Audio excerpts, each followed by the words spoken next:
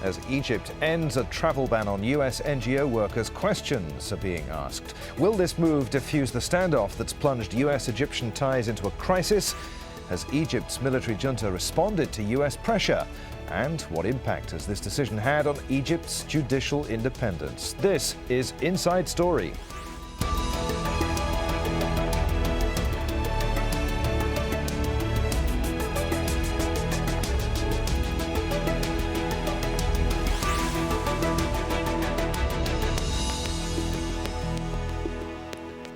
Hello, welcome to the programme. I'm Adrian Finnegan. 7 American citizens charged with inciting unrest in Egypt have returned to the US. They were among 43 NGO workers who were arrested and charged with working without a licence and receiving foreign funds. But as Patty Culhane now reports, the international dispute is far from over. A simple enough scene, people walking into an airport. It doesn't much look like the end of an international standoff. But these Americans have been holed up at the U.S. Embassy in Cairo, accused of using illegally obtained funds to create unrest in Egypt. Facing trial, U.S. officials were furious. It didn't help that one of those held is the son of a member of the president's cabinet, Ray LaHood, the Secretary of Transportation. It was so frustrating was to hear these people who are only trying to build democracy. They weren't there to make money. They weren't contractors. American officials warned Egypt it could pay a price if they weren't let go. But in the end, American officials admit the organizations that get a lot of U.S. government money paid almost $5 million bail to get them out of the country. The State Department says Egypt could still lose the more than $1 billion it gets from the U.S. government if advocacy groups aren't allowed to operate. As you know, at some point in the spring, under U.S. legislation, the Secretary is going to have to make some certification decisions. Still, the likelihood of that happening seems slim, as those in Congress openly say they really didn't want to pull the funding. If that amendment had been enacted, I am confident would have then caused the Egyptians to abrogate the peace treaty with Israel, and the consequences of all that, I'm not sure of. The American workers have been told they still have to return to face trial. The U.S. government isn't promising that's going to happen. Patty Culhane, Al Jazeera, Washington.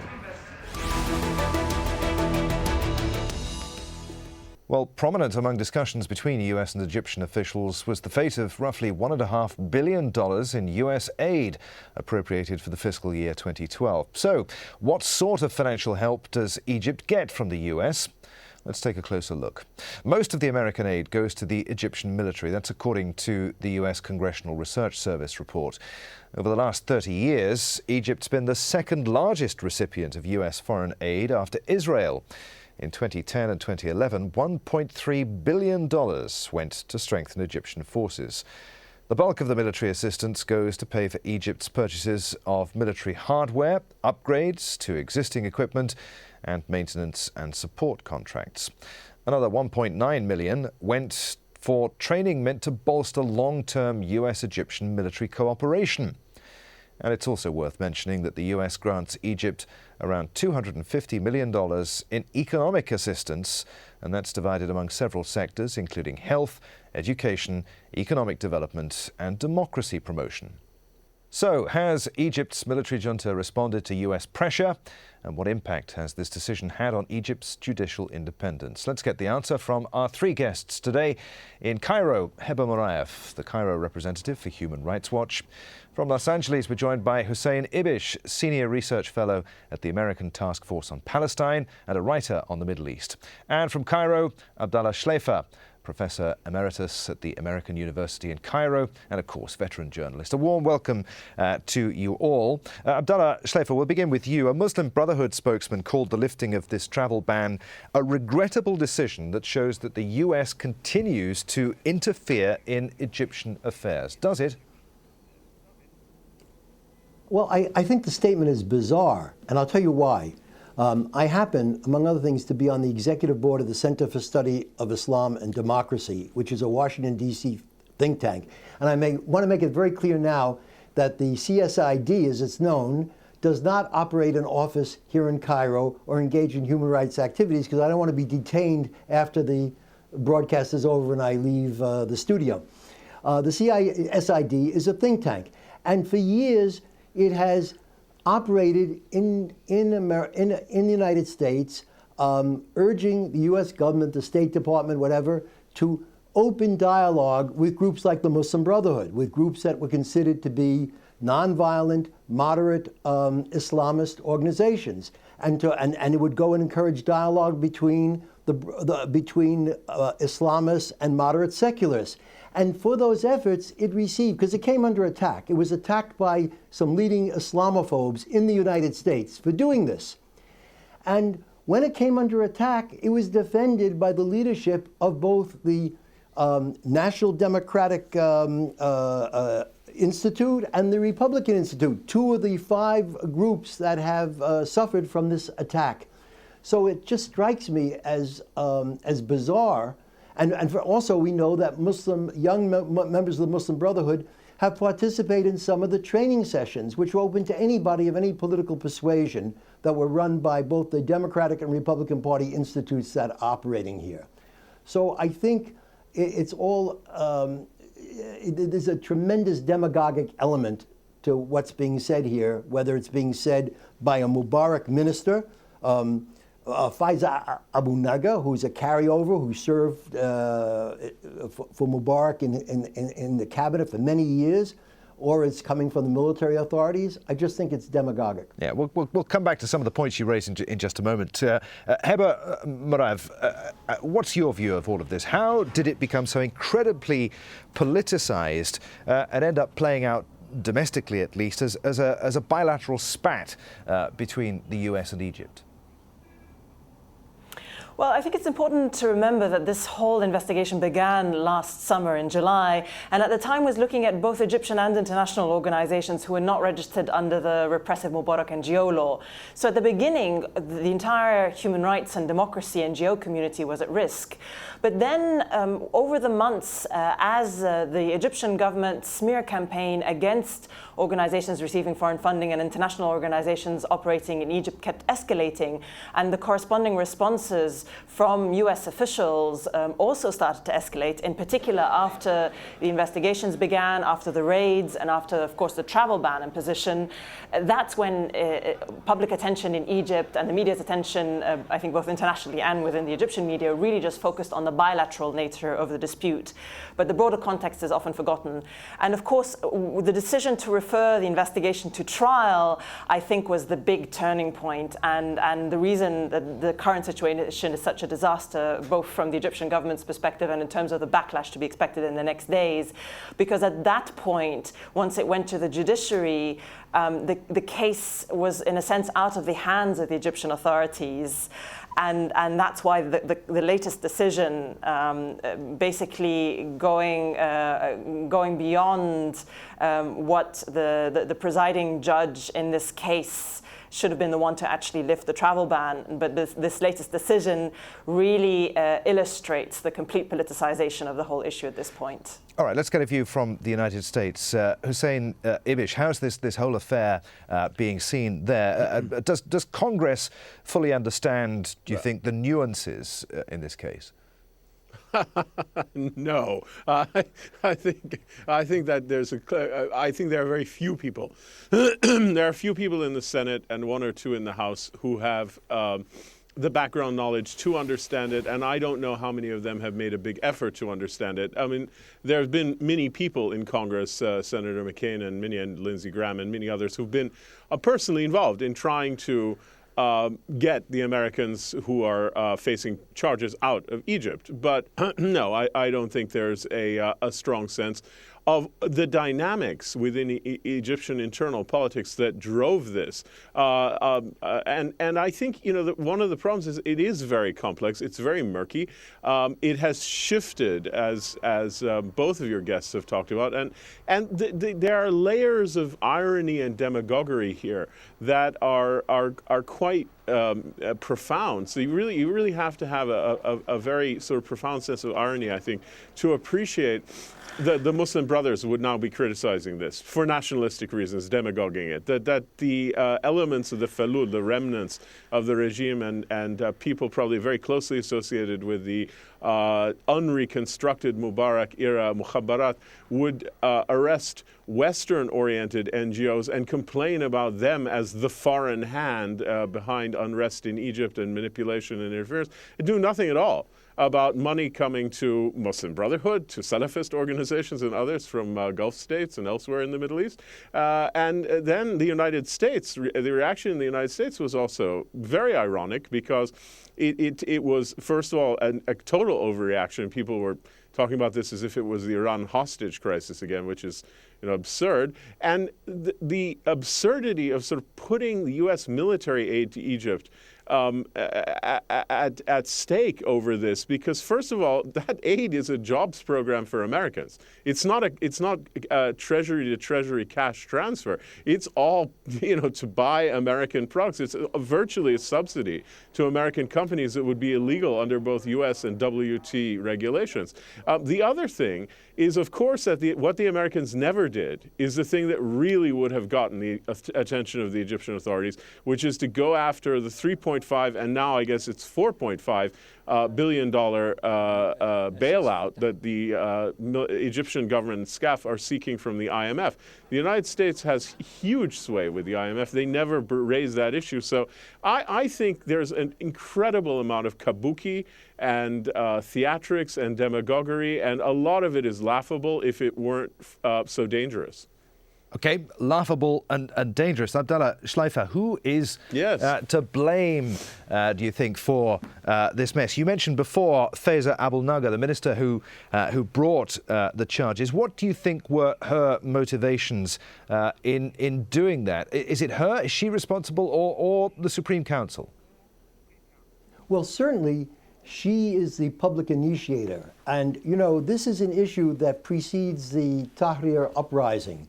There was a whole question, a whole debate going on about how U.S. grant money that would end up going to NGOs under promoting democracy, how any money from the U.S. grant, whether it should go directly or it should go through her office. And there was even a law for a while stating, or an administrative direction saying that it had to go through her office. Then that seemed to have eased off after the uprising. So this is an old issue, and it's interesting that this is an issue she's been very concerned about as serving under President Mubarak. So it's a Mubarakist issue, because one of the things about the Mubarak regime in its last years was the extraordinary way it dealt with the embarrassment that it would get from its critics about its cooperation with the State of Israel on the Gaza frontier, or the way in which it always seemed to play out whatever American policy concerns were about the Middle East. It would balance that by encouraging the state media and others to engage in a sort of demagogic, anti-American, anti-Israeli campaign. So this is not something new, the idea that there are foreign hands, and the implication, and it's more than an implication, she said it, that American and Israeli interests are behind this, to create chaos, So now the question is, what about SCAF? Where do they stand in it? The most you can say with conviction is that the environment, the atmosphere encouraging xenophobia among the Egyptian public over the past year as a weapon to balance out the attacks, the demonstrations and protests coming from Tahrir, SCAF has contributed to that by talking about, for not now, but talking for the last 6 months about there being a foreign hand. Okay. So certainly they bear responsibility for creating the atmosphere, but whether they themselves encouraged her, we don't know. All right, Hussein Ibish, I saw you nodding in agreement there. Is this the hand of Mubarak reaching from, well, I was tempted to say from beyond the grave, but of course it's not. But do you see Mubarak's hand in this? Pretty close. I do. I mean, I think this is very much a holdover of sort of Mubarak-era attitudes and rhetoric. But what's amazing and ironic is that one of the main charges in the prosecution dossier by Abul-Naga is that these groups were supposedly not registered. Now, they had to register with the Amn Dawla, the state security, with basically the Mukhabarat. So basically, you have a kind of post-dictatorship society prosecuting NGOs and human rights workers for not submitting to state security control under the old regime, which is extraordinary. And the second thing is, I mean, this sort of foreign hand is very transparent because we know what these groups were doing. And as Dr. Schleifer, Professor Schleifer said, that this was sort of open to any groups, including Salafist and Nur Party and all kinds of groups that are unfriendly to the West, to engage in these democracy training things. Whereas the money going to Muslim Brotherhood organizations and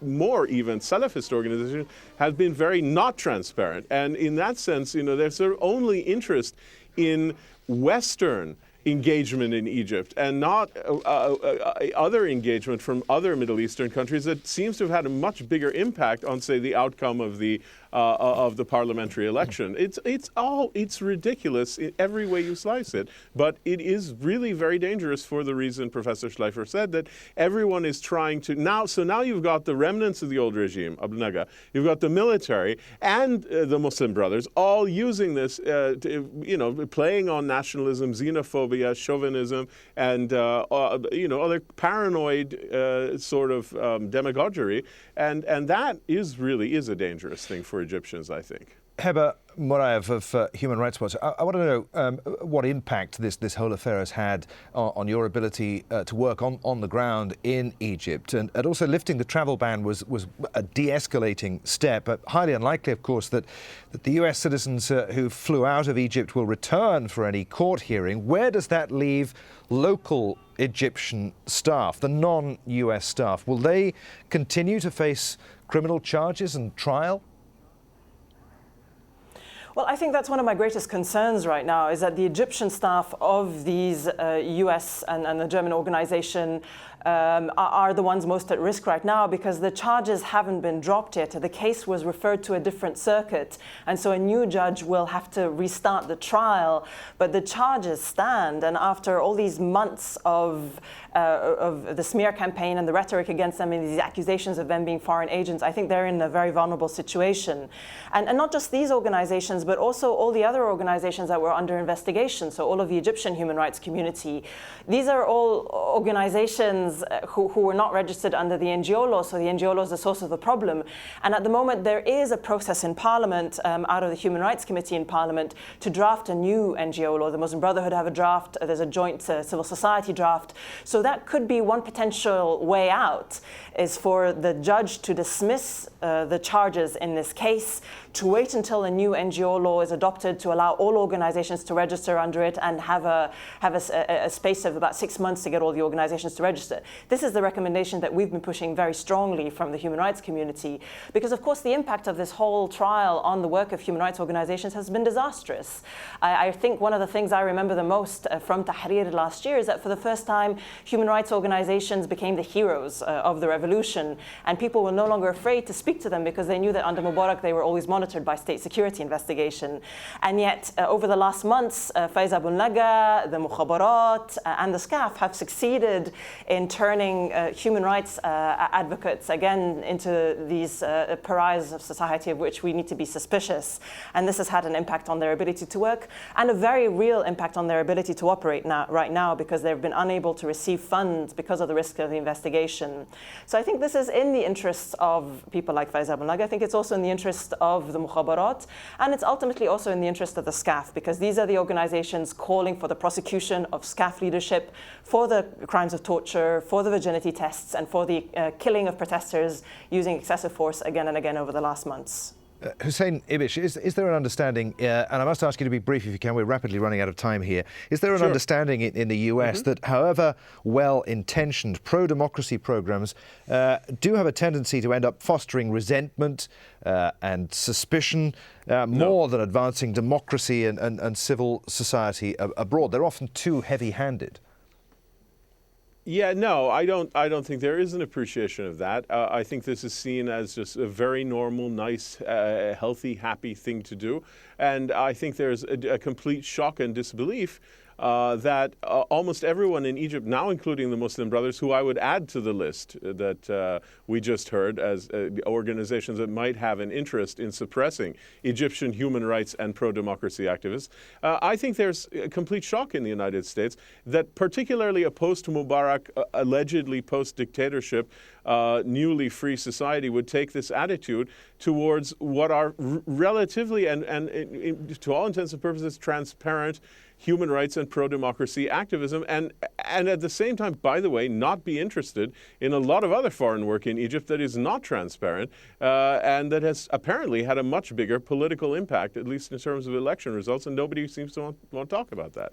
Abdullah Shleifer, do you want to give us your thoughts on that? And also, can you shed any light on why the judges who are due to try the 43 NGO workers, the 3 judges, pulled out of the case this week?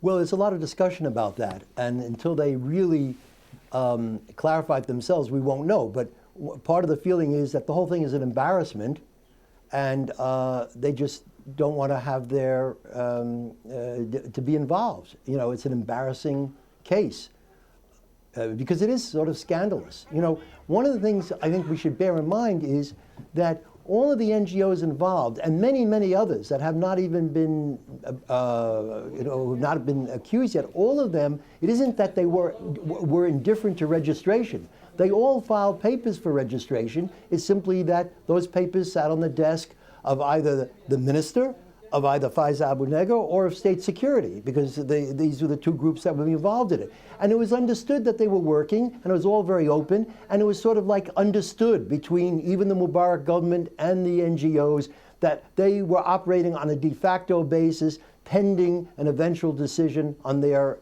request for licensing. So that makes this whole thing even more scandalous.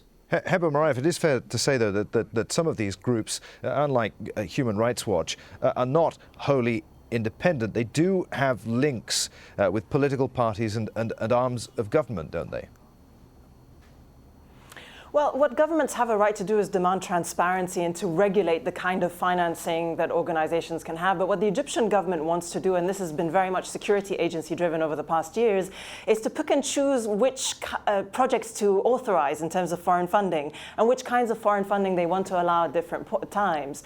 So the whole system of prior authorization for foreign funding has allowed the Egyptian government at times to say that a project on torture is too political and therefore they don't want to allow that kind of financing. And this is the whole problem and the challenge here. The desire of the government and security agencies to really control the kind of work that civil societies should be allowed to do. And over the past months, we've heard time and time again Egyptian ministers say, well, we want civil society to work, but we want them to work on development, on providing health services or education. It's the human rights work and the democracy training that worries them the most. Okay. So while we recognize that any...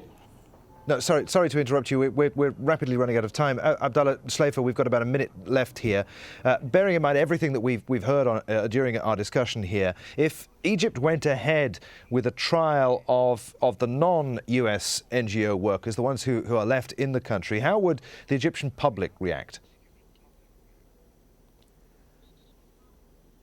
There are different sectors to the Egyptian public, but unfortunately, a significant sector of the Egyptian public has been affected by this running campaign that's been going on for months now, encouraging xenophobia, the idea of foreign hands, and whether those foreign hands are manipulating Americans who represent the organizations or Egyptians who are working with those organizations, I don't think matters all that much. I think you'll find that the sympathy for the NGOs is limited pretty much to a sector of what you could call the independent, educated middle classes, and limited at that. Xenophobia, unfortunately, is running deep. Thanks to all our guests today, Heba Marayev, Hussein Ibish and Abdullah Shleifer. And thank you very much indeed for joining us on this edition of Inside Story. If you want to send us your feedback, just email us your thoughts. Our email address, insidestory@aljazeera.net. Thanks very much indeed for watching. From me, Adrian Finnegan in Doha. I'll see you again. Bye for now.